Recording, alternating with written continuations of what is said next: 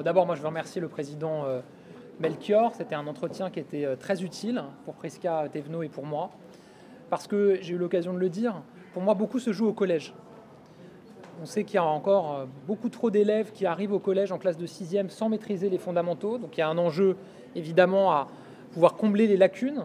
C'est pour ça qu'en classe de 6e, on va être le paquet sur les 6e, là, avec l'heure supplémentaire de renforcement et d'approfondissement en maths et en français, avec la généralisation du dispositif devoir fait pour tous les 6e, pour faire les devoirs au collège plutôt qu'à la maison, parce que tout le monde n'est pas accompagné de la même manière à la maison, avec le déploiement du sport au collège. Moi, je veux qu'on ait 2 heures de sport en plus par semaine au collège. Pour l'instant, on le fait sur la base du volontariat. Il y avait 100 collèges qui le faisaient l'année dernière. On passe à 700 à cette rentrée. Il y en a 5 qui sont déjà volontaires ici à La Réunion et je veux qu'on développe ça énormément. Il y a la question de l'école inclusive, le président l'a dit.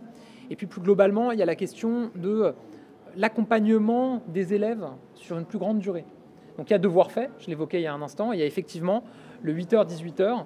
On souhaite pouvoir accueillir davantage les élèves, c'est-à-dire sur une période plus longue dans la journée.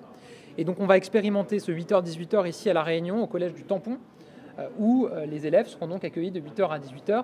Il y a un gros travail qui va être fait en lien avec les acteurs du périscolaire, avec les enseignants, avec la communauté éducative. C'est-à-dire qu'ils vont pouvoir faire leurs devoirs au collège plutôt qu'à la maison, qui vont pouvoir être accompagnés aussi pour de la pratique sportive, pour de la découverte culturelle, pour de l'orientation.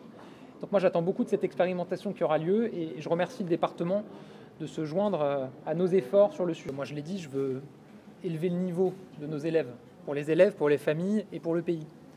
Et si on veut élever le niveau général, ça veut dire qu'il faut accompagner davantage et renforcer nos moyens pour les élèves qui sont les plus en difficulté. Et ici à La Réunion, on a 57% des élèves qui sont en réseau d'éducation prioritaire. Donc évidemment, on met le paquet ici à La Réunion pour ces élèves, pour leur permettre de réussir, parce que tout le monde doit avoir le droit de réussir et de se forger son destin dans l'école de la République. Donc c'était important pour moi d'être ici, évidemment. Maintenant, je veux aussi être clair. Je viens ici à La Réunion où il y a un certain nombre de problèmes et c'est nos enjeux d'y répondre. Mais je viens aussi mettre en avant ce qui fonctionne et ce qui nous donne de formidables raisons d'espérer pour l'avenir. On a aussi un département, une région qui sont pionniers sur un certain nombre de sujets, sur le numérique à l'école, qui s'est beaucoup développé, sur les campus des métiers, pour arriver à avoir une carte des formations qui correspondent aux besoins du territoire. On a un lycée des métiers de la mer qui va ouvrir, un lycée des métiers du tourisme durable. On a des collèges qui se sont emparés aussi de ces questions, qui portent des dispositifs extrêmement innovants. Donc je viens aussi voir ça, c'est-à-dire quand même des initiatives qui ont été portées souvent par les collectivités locales en lien avec l'académie et le rectorat et évidemment le représentant de l'État, le préfet, qui fonctionnent. C'est là, dans les prochains jours, au moment de la rentrée, que va se faire la contractualisation, mais ça va ensuite se dérouler sur plusieurs semaines. Des enseignants qui n'auront pas choisi de rejoindre le pacte dès la rentrée pourront le rejoindre ensuite s'ils le souhaitent. Et moi, je crois beaucoup qu'il y aura aussi une forme de bouche à oreille.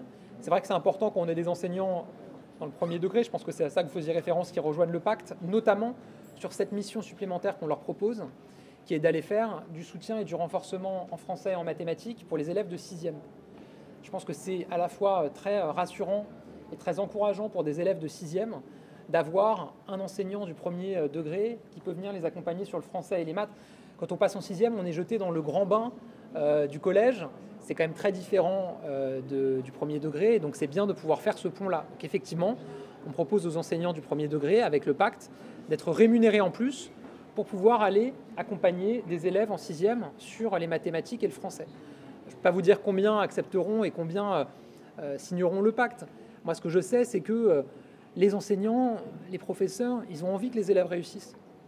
C'est quand même ça la vocation première des enseignants. Les enseignants qui rejoignent l'éducation nationale, qui sont dans le premier degré ou dans le second degré, ils le font parce qu'ils ont envie que nos élèves réussissent et que notre pays réussisse.